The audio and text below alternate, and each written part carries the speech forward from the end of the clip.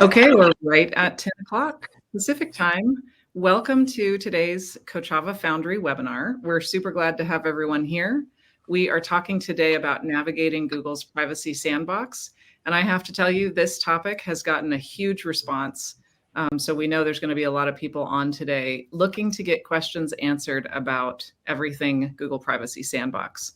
I want to go over a couple of housekeeping items, and then I'll introduce our speakers for today. I'm Kimberly Manning. I'm VP of Marketing here at Kochava. And on the platform, just to show you around a little bit, on the right side of your screen, you're going to see some tabs over there. We have the chat, which is a great place for you to jump in and let us know where you're tuning in from. We would love to have interaction with you. You're welcome to chat with others, or you can, I know at times, sometimes you'll be listening to something and you'll want to chime in and be like, oh yeah, I've had that experience as well. Please feel free to say agree or I agree on there on the chat, just to interact with the team. It's helpful for them to know what's going on because they can't see all of you. We also are welcoming questions. Now, I know a lot of you asked questions when you registered. Those questions have all been gathered and are going to be answered to the best of our ability today. But you're also welcome to put questions in the Q&A, and we'll try to hit those as we are able to today. There will be a couple of polls that are going to be put up. We encourage you to participate in those. You'll see that tab over on the right as well. And I also want to mention, you should be able to change your layout. If you're having trouble seeing any of the shared screens, for example, on the bottom right corner of your viewability area, there's a layout tab, and you can change the way you're seeing your screen to make it the most functional for you. So I want to mention those things. The webinar will also be available on demand afterwards. We always record them. We always get that question. So rest assured, if you can't be here, or you have to jump away, or you want to check out something later, typically within 24 hours, you're going to receive an email with a link to that recording for on-demand access. One more thing in the tabs over on the right, there's a docs tab. There are some additional resources that are going to be supportive to today's information, and you can jump over there and check those out or download those items for some more info. I wanted to introduce, first of all, Kochava Foundry. Kochava Foundry is the strategic consulting arm of Kochava. So this is our team of data scientists and analysts who work on specific problems for both Kochava customers and non-customers. And they deal with things like advanced measurement, strategies for growth, fraud detection and mitigation. They love solving difficult problems. They're really good at it. And we did this series of webinars to sort of give a broader audience access to those experts to get some questions answered without having to jump in and schedule something with them. So really welcoming your questions today. I'm going to go ahead and introduce our two speakers, and then I'm going to jump off screen, and I'll be back at the very end to say goodbye. So just want to welcome everyone here. Thank you so much for being with us here today. And I want to introduce Grant Simmons, who is the VP of Kochava Foundry, and Ethan Lewis, who is our Chief Technology Officer here at Kochava. And I'm going to turn it over to you guys. Awesome. Thanks, Kimberly. Appreciate it. And as we jump into this, I got to apologize for my virtual background, which looks like it's clipping off half of my face. But we are headquartered in Sandpoint, Idaho, and this picture is taken in springtime from the top of the ski area. And I am absolutely hankering for spring right now, although we don't have it. It is very, very close. So I'm going to keep the virtual screensaver. So as we jump into what we're talking about today, it's largely around privacy. And for Privacy Sandbox, as employed by Google, I think it's important to maybe step back in time and look to see some alike things that have been happening in the industry. So before we kick off, again, thanks everybody for the questions. Hit us up with questions in the chat. You guys have been active in the chat, super appreciate it. It looks like we are truly worldwide for this thing. So we've got folks from all over the planet representing publishers and advertisers and brands and lots of other interested parties. So thank you guys so much. Ask questions. We will answer every question. We'll either answer the questions in line today if we can, or we will publish all of the answers at some point, and you will get those. So ask away, please, please. So what are we talking about here? we're talking about largely attribution moving onto device. And so for this presentation, many of you might have heard this first part in the beginning. So we had done 2 webinars ago. We had done what is happening on iOS in terms of scan and ATT and SCAD and all that stuff. And I just want to touch on a couple sort of highlights, and we'll use that as a framework to move into what's happening on the Google side of business. So if you go back 2 years in time, what was announced at WWDC 2020 was the introduction of the StoreKit ad network and the app tracking transparency framework. And basically at its core, it says, unless consent is captured on both the advertiser and publisher side via Apple's app tracking transparency framework, no device nor user information shall be used for the purposes of targeting and measurement. Full stop, right? So that means we expected the IDFA to go away, that UUID4 identifier, which was the identifier for advertisers, stood up for Apple, which was meant for advertising purpose, but much like the social security number that some of us have, it's sort of taken on a life of its own. And Apple wanted to claw that back because they recognized it as potentially a privacy vector that they didn't want to extend to their consumers. And so you can say, well, what's happened here? Well, IDFA's determinism has gone from largely 22% of total back in the day to about 8%. You've got this notion of probabilism, which is in mobile world, we've called this thing fingerprinting, which is a really dumb name because it isn't unique and it can be reset, but is largely an IP and a user agent concatenation. And so while as a percentage of total, that hasn't changed, the makeup of it has. It used to be about 3/4 user acquisition efforts, and now it's about 3/4 owned media. So folks trying to get more out of their email files, their social posts, their website homepages, and they brought customer blood into their brand, and they want to make sure that they have the right message. They're leaning more heavily on first-party data here. SANs, self-attributing networks. Meta, Google, Twitter, Snapchat, TikTok, the big O&O folks, used to be 32% of attribution total on iOS and is now about 15%. And so the net has been made up of all of those conversions, which are now reported in the SCAD network or Apple search ads. And so we can think of, well, Apple as a publisher now is accounted for about 67% of iOS attributions. And if we look at the publishers who are sort of winning and losing in this space, or I'll at least say leaning into scan, used to be a bunch of DSPs back in the day, but holy moly, here comes the Facebooks and TikToks and finally Googles of the world to actually implement publisher tools and advertiser tools to be able to close the loop within the StoreKit ad network. We do see a couple DSPs, but largely this is still being run by the big O&O folks. So this is talking largely about the iOS side of the world, and it all has to do with the StoreKit ad network or SCAN. And if we look at SCAN as a percentage of total, it's really small, right?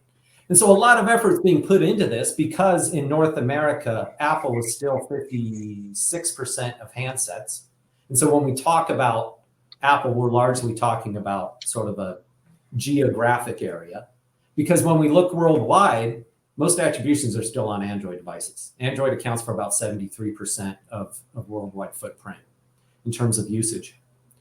And when we look at how things match, whether they're matching to SCAN or whether we know that this is an iOS or an Android, we have some interesting ones. And one I want to talk about down here is refer, which is the ability to use UTM parameters on ad signal and read that into an SDK. And so what happens, Google does a really interesting thing here. Within their Play Store, if you read in UTM parameters of campaign, source, medium, and creative, those get written to the app binary and are available for attribution. So you can make very strong probabilistic matches using UTM parameters. And I strongly recommend folks use that. However, this might be going away in the future. We'll talk about that in a little bit. And so finally, if we talk about sort of the publishers that are winning kind of across the board, whether it's iOS or Android or whatever, what you're looking at on the page here accounts for roughly 82% of all attribution volume across all platforms. And so what we have is a bunch of, again, self-attributing networks. You're not seeing any DSPs in this space. right? We are looking at just self-attributing networks. And of that, Google Ads makes up about 80% of that, right? And so when we talk about Google Ads, it's the Google App Campaign, YouTube search, and display on mobile ad network, right? And so it's up year over year. We've got some sands that are down. We've got some sands that are up, and we can ascribe a lot of reasons why they're down or up. But the point to this is when we think about marketing for mobile devices and growth acquisition within the mobile community, most of it's on Google and most of it's on an Android device. And so I think, we've had a ton of folks for this webinar. And so obviously we understand the gravity, but I tell this story to say, we spend a lot of time talking about scan and iOS. If we're talking mobile, we got to talk Google. So with that, let's talk about the privacy changes that are happening on that side of the fence.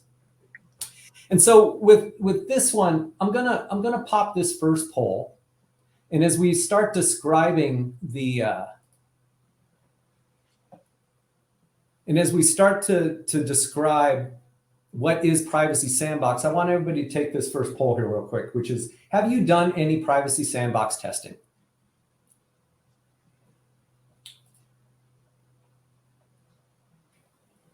Can you see that poll? Hey, Ethan, can you see that poll? I cannot see the details here. Oh, I'm presenting something to stage. Sorry, a little technical hiccup. Hold on one second. And I'm going to now share it. Boom. Perfect. All right. So while folks are looking at this poll really quick, I want to talk about what is Google Privacy Sandbox, and we'll show a slide here in a second. But if you want to think of it in broad senses, there is a web component and there is an Android component. And so when we talk about cookie deprecation and cookies going away and everything that's been talked about largely in fall of this year going away, that's largely on the cookie side, which while important for mobile hasn't necessarily been critical. What we're going to spend a lot more time talking about today is what's happening on the Android side, what's happening on device. All right. Yeah, we got a ton of votes in. Wow, it's almost an even split. It's almost an even split. It's about 50-50. No, not yet, but planning on. So this is great. The good news is Kochava is an approved testing partner for this purpose. So even though we don't have all the answers, we expect to get most of them. So watch this space. Cool, interesting, thank you. All right, let's go back to our share here real quick. So at this point, I'm gonna hand it over to Ethan, and then we're gonna sort of tag team back and forth real quick. But I wanted to start with a description of when we talk about Google privacy, what is it we're talking about, Ethan?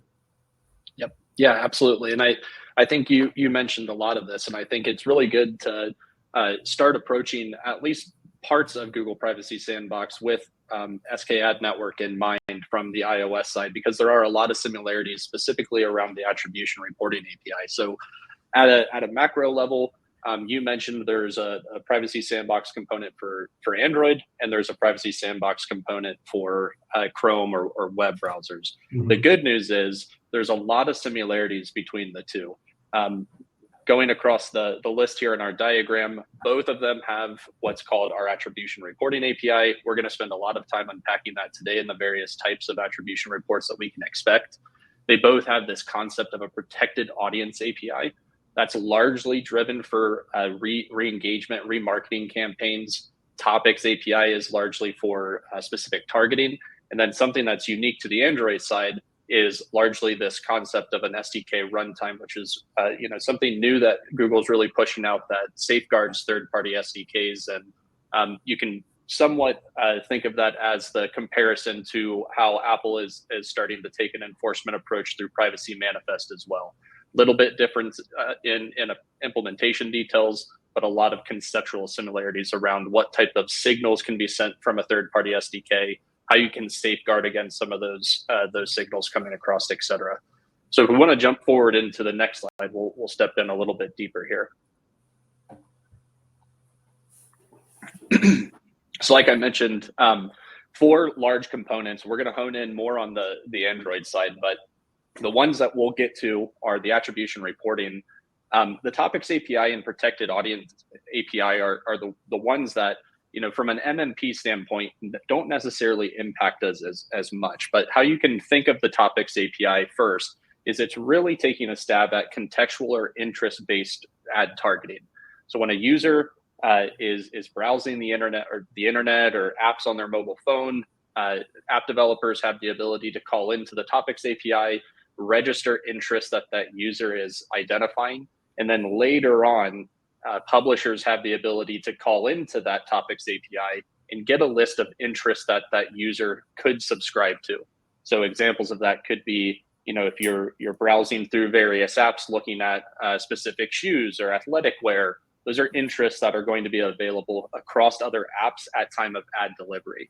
Protected audience API is a similar vein, but largely based off of remarketing. So how it works is when a user comes to your specific publisher property, you can drop an intent that the user had an intention to engage with your first party publishing property. From there, at time of ad auction later on, you have access to target that specific user through a traditional ad auction. And only users that have had that first touch of that user have access to bid against said user. So some really interesting dynamics on just how ads are bought and sold. A lot of this is moving more on device. It's not being something that's sent server side. There's some server side elements to it, but again, largely from the on device standpoint. The attribution API is really where we can draw the similarities back to the SK ad network.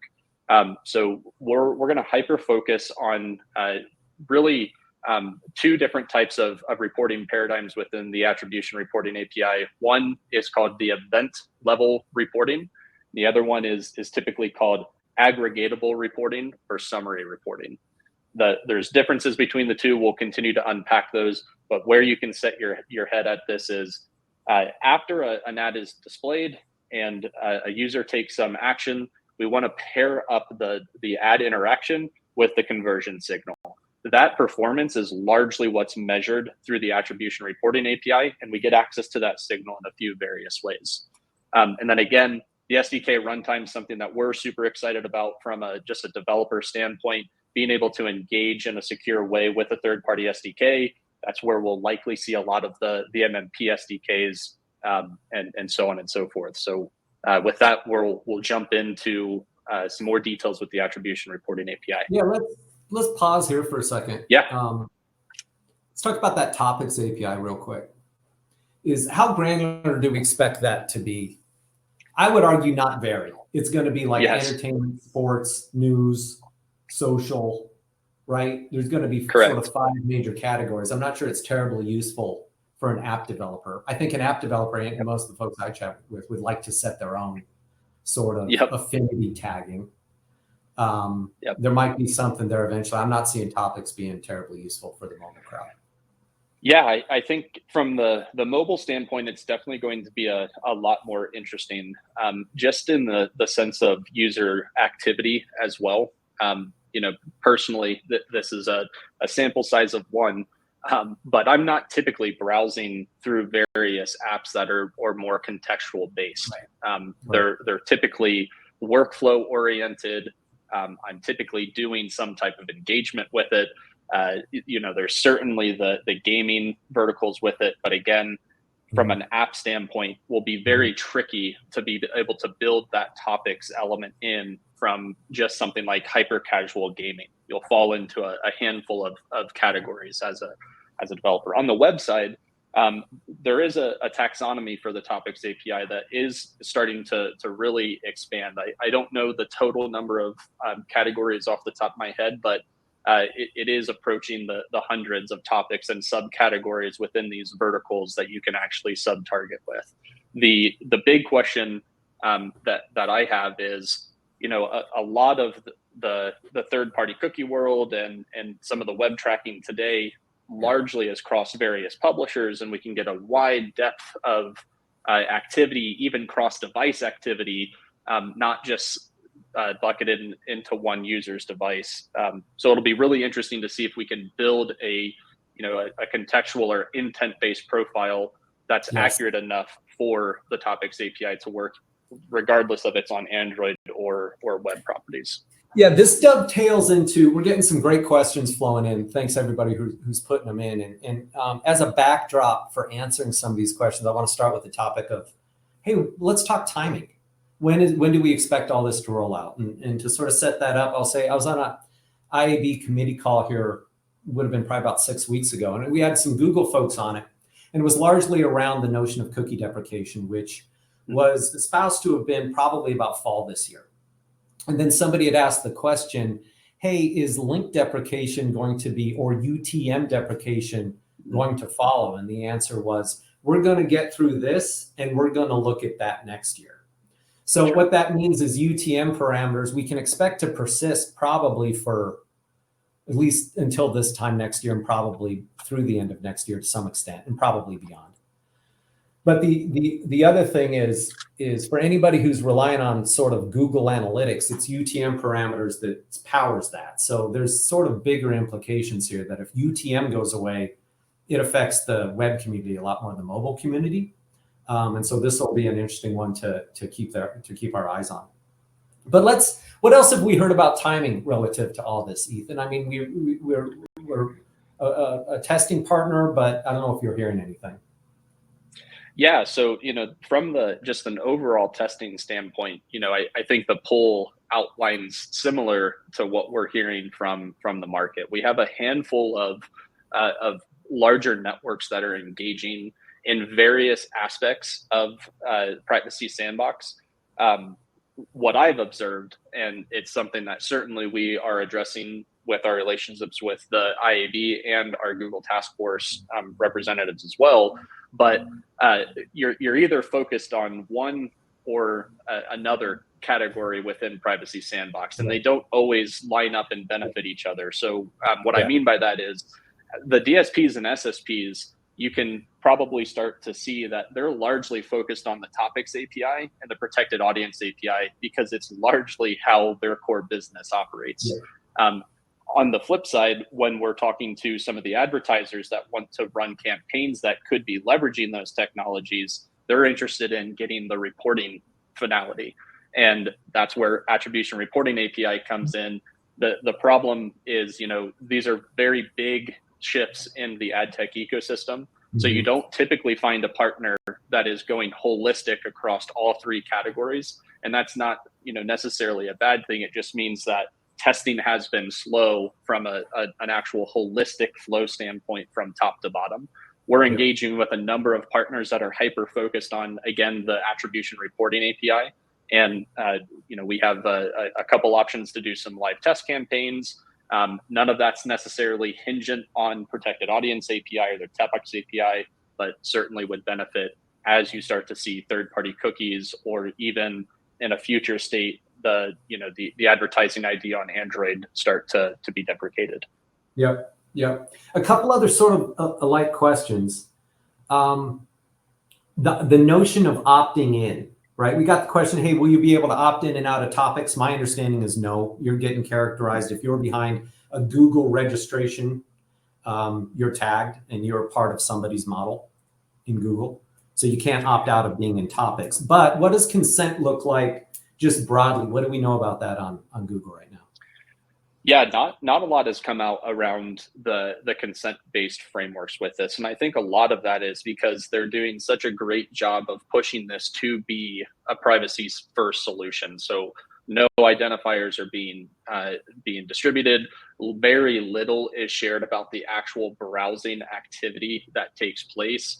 From a user configuration standpoint, there have been some developer settings that are coming out, and Chrome specific settings that are coming out that allow you to opt out of specific either topic categories or intent-based categories that you don't want to be a part of. But I do think the impression that I'm getting is this is an always-on type of a thing when you're using either Android or Chrome for your browsing capabilities. Yep. So now let's talk about it. Is this the death of the AD ID or the Google Ad ID, right? So just like we have the IDFA, which was stood up on the iOS side, we've had ADID historically on the Google side? I would answer, yeah, this is the beginning of the end, right? Yeah, I think so as well. And, I think we'll see a really good first pass and have a lot of learnings through the third-party cookie deprecation. But the big call out that I want to make, and this steps into the little bit behind the scenes workings of how all this works, but even things like through protected app signals and some of the lean in that Google's doing through some partnerships with companies around VPN technology. It's not just the advertising identifiers that are going away. Chrome pushed out a lot of updates on user agent changes to where we're not getting specific device make model at really low granularity. We're getting what's called user agent hints. And then from there, we potentially have the information to get more granular. But it's the same thing with IP addresses. Those are things that are going to start slowly going away. And what excites me about this is if we can demonstrate that these tools and technology approaches do not lose the outcomes based from the measurement standpoint and keep the ecosystem working largely as intended, obviously it's a +1 for consumer privacy. If we can't, then I think we've got a lot of other solutions that are starting to pop up alongside that are complementary of Privacy Sandbox, like data clean room technology as an example, leaning in on first party data as another example, consent-based frameworks, et cetera, to piggyback off of. We've got so many great questions. Again, we're going to get to all these. We've got some really good ones flowing in right now. We got to keep going though, because we have about 20 minutes left before we want to open it up for questions and final thoughts.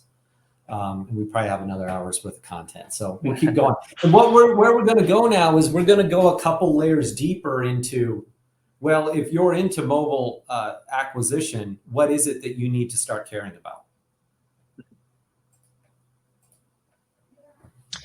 Awesome. So again, for the first pass at this, what we really wanted to do is jump into the attribution reporting API. This is something that I think a lot of advertisers, again, are going to be familiar with after they get through some of the nuanced implementation details of Privacy Sandbox.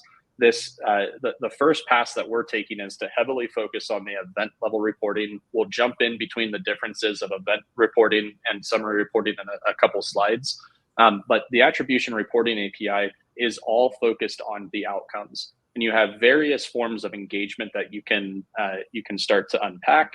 But the gist with the reporting API is you have a source application or a publisher application that is responsible for firing ad clicks or view information.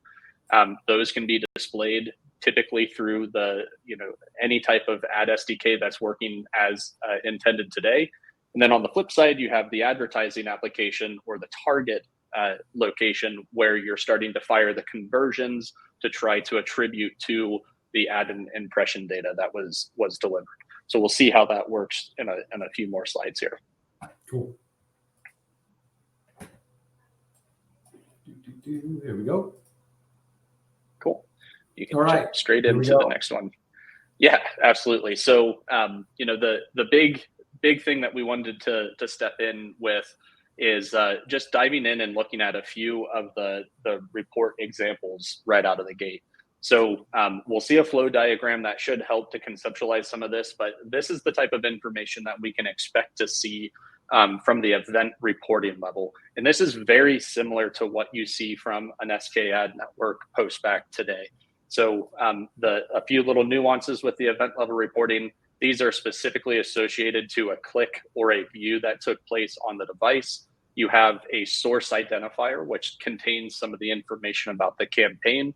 You have a trigger identifier that contains information at a very low granularity for the conversion. And we have some other aspects then around the destination and the actual trigger type that caused the report. So a typical flow that you might expect to see with this is you'll get a lot of information about the source, the click impression campaign through the source identifier.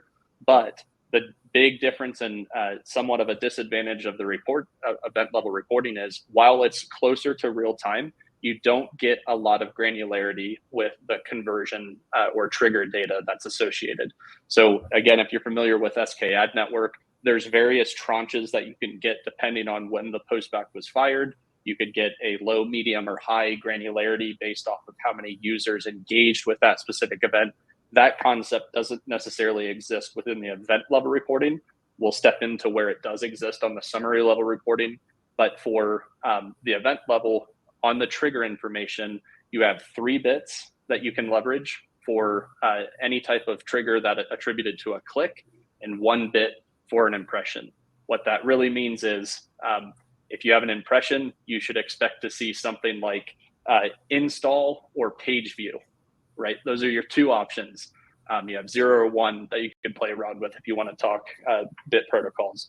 On the click side, you really only have 8 variations that you can start to go through. So again, you're not going to see some of the more granular conversion information that pairs to your campaign information with the event level reports. That'll be something that's covered later on in another approach that Google is pushing out through summary reporting. Yeah, and for folks who are pretty familiar with the scan bit protocol paradigm, this is very much different than that. Within iOS's scan protocol, basically you get 64 combinations to describe the relationship between your media and your conversions.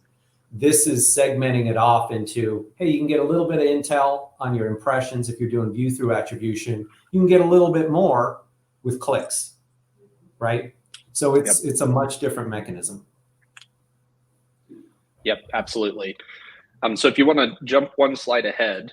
There's one more thing I want to talk about here, which is the attribution source ID, which is if we think about where this is likely going to be going and where we're going to be spending a lot of time talking about flexibility and opportunity, it's in the attribution source ID, because you can pack a ton of intelligence into that. There isn't necessarily a limit in terms of what that adornment can equal. So you can bake audience into it, engagement into it, first party data into it. There's a lot that can store. So I just want to make that call out before we move on, Ethan. Yeah, it's a great call out. And I think, realistically, that's really the value add of the event level reporting. You're not constrained on the campaign tracking side like you are with some of the SK Ad Network comparisons. And there's solutions on how you can expect to get that more granular data with the event level reporting. So I personally really like the separation and the breakout that they're doing. I think the devil will be in the details through some of our live testing, but so far the approach is really unique. Cool. All right, moving on.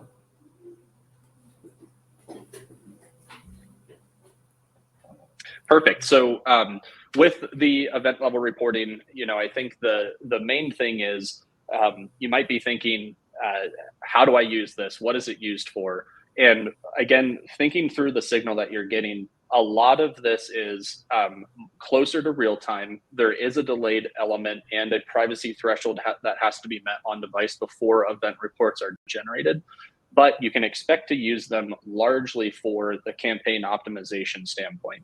So what you're going to be receiving is performance by campaign and some level of course reporting on the conversion that can then be sent up to your partners for closer, again, to the real-time optimization. So that's one of the areas that we really see event level reporting and the postbacks that are generated from it being useful. Again, you do get some element of course level reporting that could be leveraged early on for some overall trend analysis or potential incrementality studies, but largely that'll be coming through on the aggregated reporting. And then the last one is some of the fraud detection elements that you can gain with this. So again, being able to unpack like whether or not you're seeing bursty activity from the attribution source identifiers, if they're pinning to a specific source identifier or publisher that is being registered. Those trends don't go away because we do see this downstream signal off device through the event level reporting.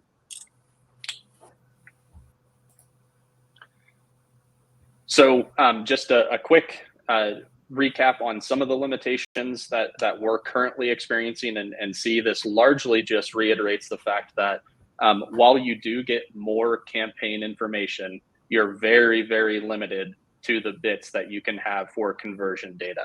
So you have, again, for a click, you have 3 bits of trigger data or conversion data that you can allocate.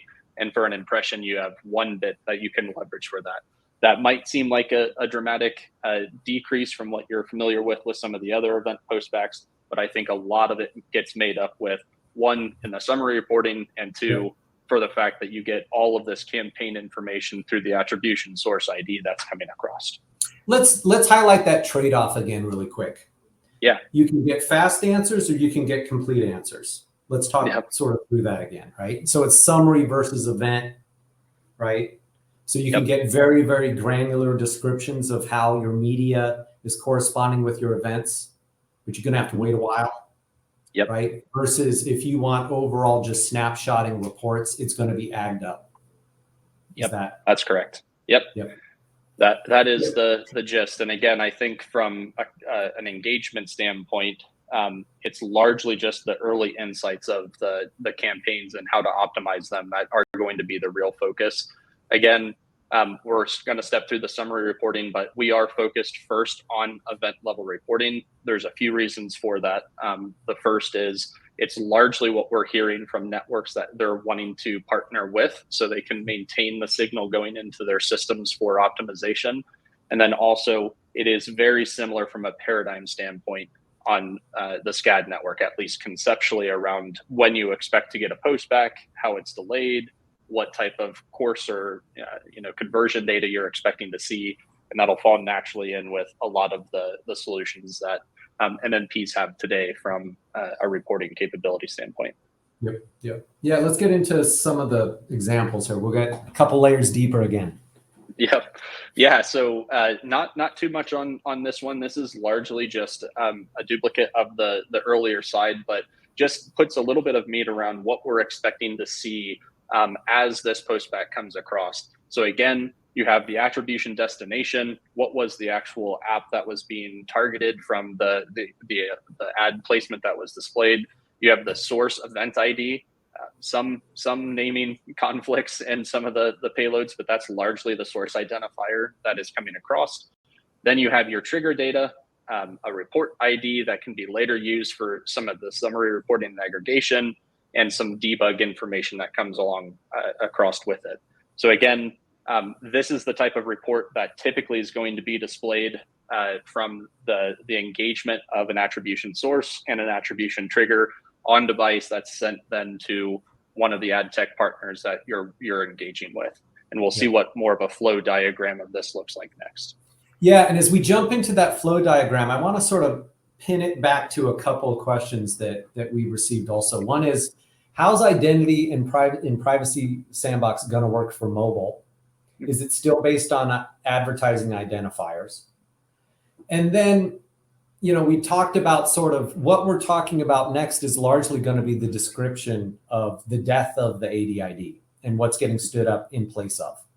So there's a DSP question I want to get to here in a little bit also. So I'm going to put a pin in that one. But for now, we're going to spend a little bit of time on this.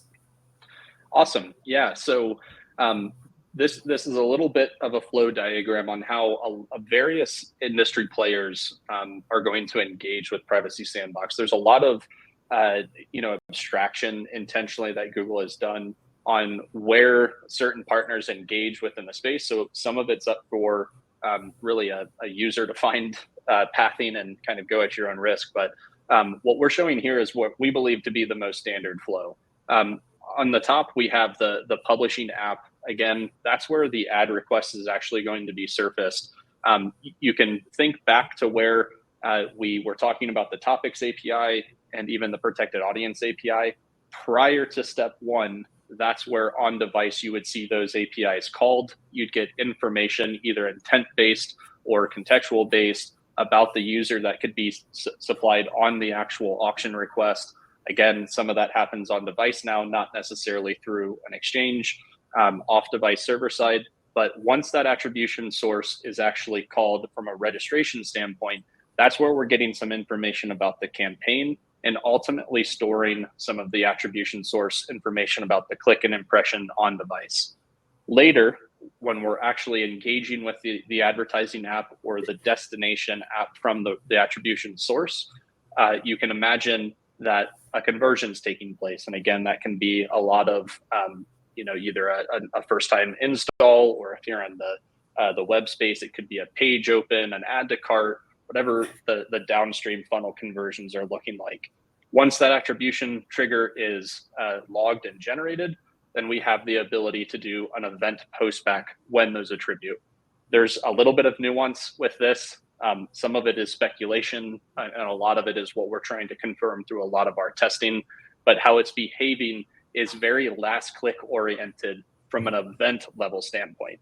From an aggregated and summary report, it almost feels more like multi-touch or influencer based on some of the observations that we've seen. But just to kind of plant the seed with how this flow diagram works, that's really what we're expecting. On the right, I did keep just some information about how MMPs are engaging with other platforms in the space. So whether or not it's an ad network, a DSP, an SSP directly, there will still be these concepts of the tracking URLs that are coming across. The big call out just for anyone there is, outside of potentially being able to see something like the UTM parameters as an example, or some referral data, first party data that could be attached to this, you're not going to be able to see things like IP or user agent to do more of the probabilistic matching that you're expecting long term. Now that's a few more years out, but there are protocols that are being introduced under the umbrella of Privacy Sandbox that prevent that type of tracking. And again, that'll start to float all within this attribution reporting API from our point of view. Let's pause here real quick. So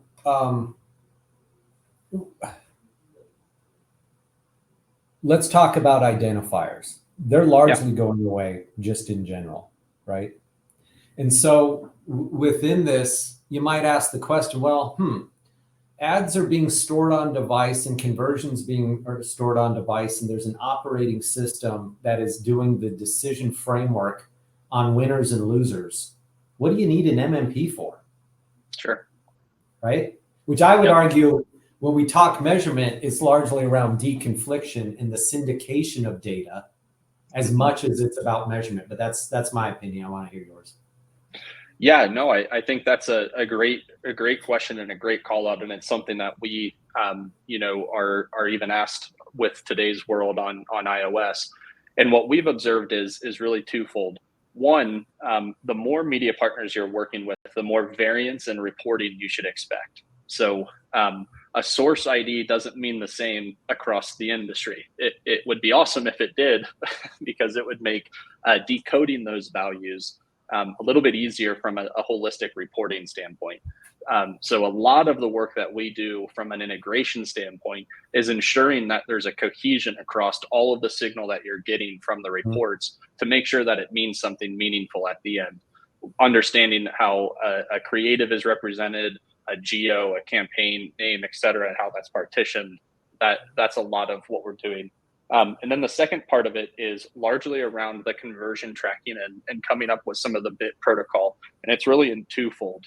One, we've done a lot of legwork to come up with meaningful bit protocols, both on iOS, but also starting to do the same on Privacy Sandbox, that can help inform directionally based off the course and mid-grain values that you're receiving through the event postbacks, but also spending a lot of time with those conversion values to integrate with other partners that are doing the conversions outside of an MMP environment. So we work with a number of partners that want to control how the trigger data is going to be responded to specifically based off of their ad and click campaign information. So, I think your call out on this being a syndication story and an ecosystem play is really where the glue from the MMP standpoint really comes in and helps facilitate all of these interactions from an ecosystem standpoint. Yeah, we got to keep moving. And what we talked about here is the event level, right? And so this is largely describing you're serving ads and you want to know distinct loyalty signups, deep kind of conversions post-install. This is what this is describing. Now, you can compare and contrast that versus the aggregation or the summary reporting. And so go ahead, Yep. Nathan. Yeah, absolutely. So, everything that we just said from a flow standpoint still exists. And, I think largely this is an area that we're moving to as a next phase. But what I'll specifically call out is each one of the attribution source calls and attribution trigger calls optionally have the ability to generate what's called an encrypted aggregatable report. And as we're talking about these ad tech platforms, and that's typically what they're referred to in the Privacy Sandbox spec and documentation, but there's a role that's necessary for aggregating, receiving those encrypted reports, and then pushing them into a piece of server-side tech that's called an aggregation service that largely takes the encrypted data and puts it into a trusted execution environment. And this is where we're really starting to see some cool innovation from the Privacy Sandbox world. A lot of that operates today by launching your own aggregation service.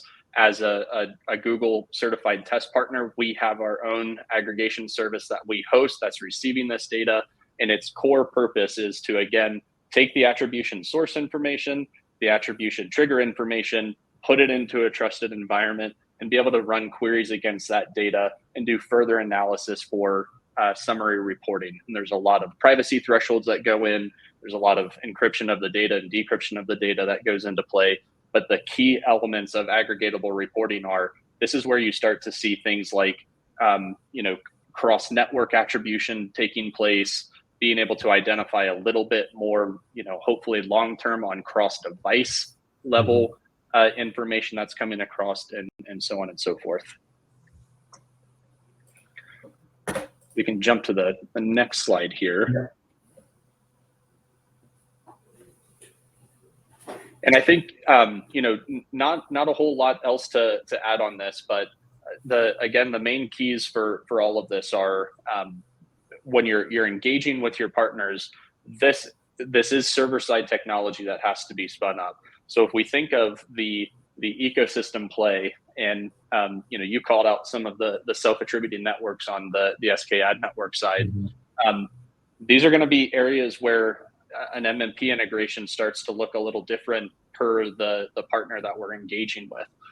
So one of the self-attributing networks, whether or not they're hosting an aggregation service that you're integrating with as an ad tech provider to pull reports, or if you're hosting and receiving those aggregatable reports themselves, is still a little TBD in what we're engaging really heavily on with our partners. We see a lot of value in leaning in on the aggregation service. We're actively involved in figuring out how we can further implement, certain features and capabilities within that service, and a lot more to come on where we can take summary reporting with Privacy Sandbox moving forward. Yep. Right, we're coming up sort of on the end, and I wanted to say, just have a bit of a dialogue around a few different things. And a natural question for anybody who's sort of interested here would be, hey, what are the similarities and differences between what Apple's doing and what Google's doing? And I would argue, well, there's plenty of similarities. First off, they're both privacy enhancing technologies. All of this is ostensibly aimed to provide advertisers the means to measure campaign performance while providing consumer privacy and anonymity, right? So that's at the core of both approaches. Both approaches, by that definition, are anonymous by design. There's anonymity that's baked into it, which is largely why those UUID4 identifiers have to go away. While they were resettable and turn offable, they were distinct. And so a lot of that's going away. And then event level reporting. So akin to what's happening with the StoreKit ad network, there is this bit protocol mechanism to describe conversions relative to media being served, right? And the one thing I'd say about that is you have to be very thoughtful about those bit paradigms. Those bit protocols they basically describe your marketing mix. And so you have to have the right models. And that model changes depending upon if you're a compulsive offering versus a more considered one, and how much seasonality you have and how much extrinsic data is happening, media is happening. So you have to be thoughtful about it. And the same thing is going to be happening on Google and Android. How's it different? I got to say that the rollout and collaboration's been a little different. Apple, because they're Apple, is always a little close to the vest. And yeah, we might be working on that. We might not be working on that. And we'll let you know when we find out, and we'll call you. Google's a little different, right? They have very early stood up a ton of APIs and have solicited a ton of publisher and advertiser feedback, largely because they've got a lot more to lose in the ad tech environment. And so they need to make sure they get it right. And so just the rollout's been a little bit different. The distribution, I think, is going to be different. When we see these things happen on Apple, they tend to happen in huge moments. I think this one's going to be a lot more measured and is going to have a lot more testing along the way, right? There was a 2-week period in 2021 where we went from no ATT to all ATT, or darn near close to it. And then the challenges we're seeing and what we're anticipating sort of having to move forward in terms of the development that's going to be needed. All of this is going to get stood up by APIs. So make sure you're familiar and good with APIs. Understand the flexibility, because the flexibility is going to be different between both platforms also.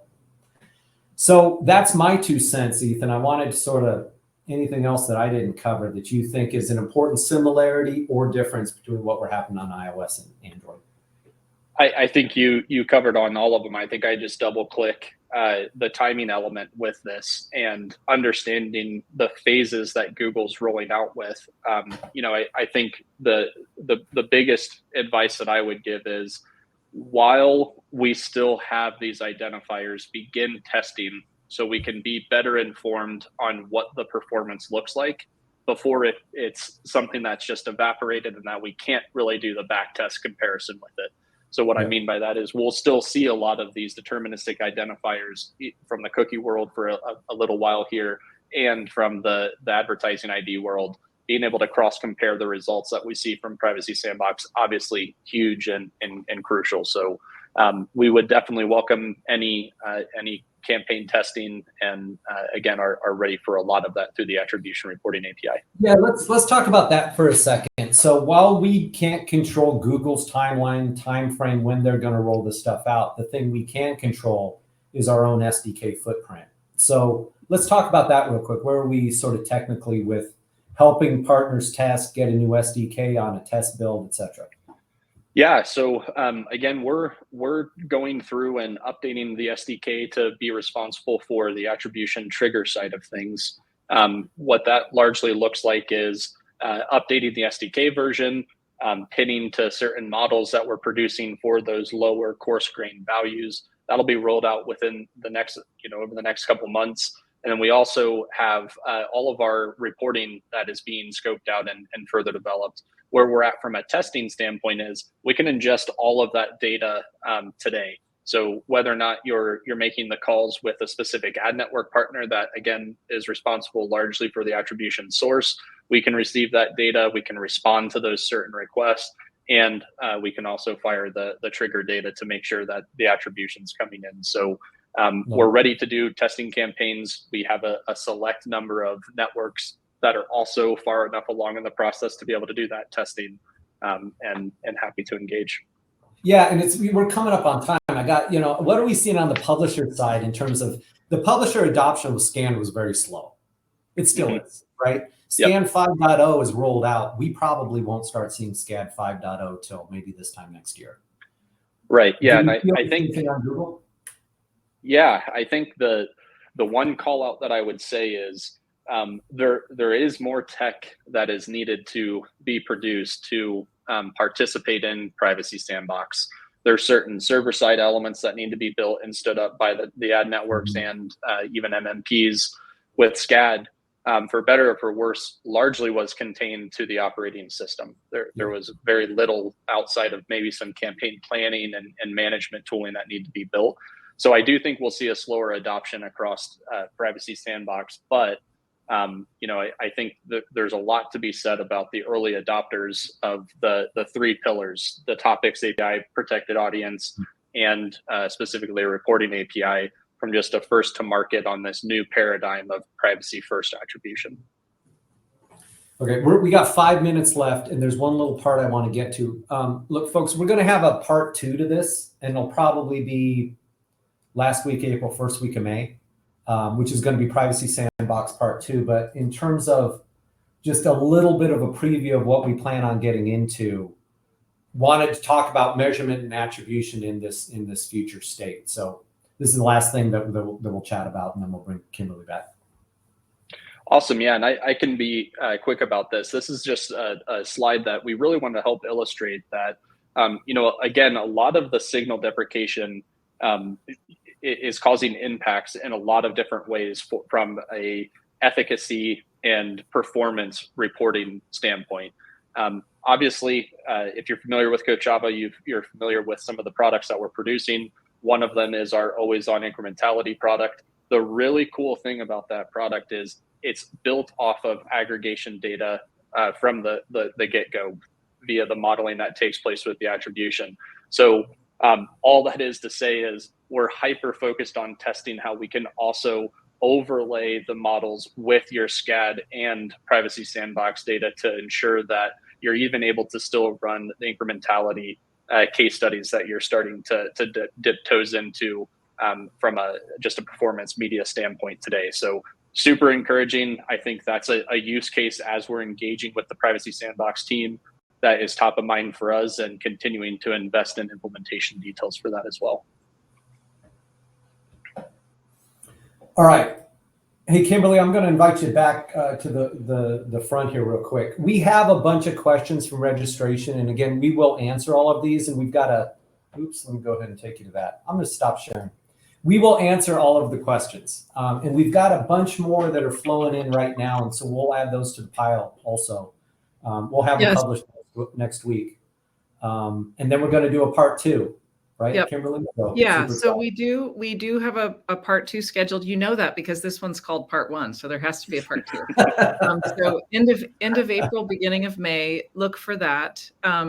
As we mentioned earlier, you will receive an email with a link to the recording of this presentation within 24 hours of the webinar.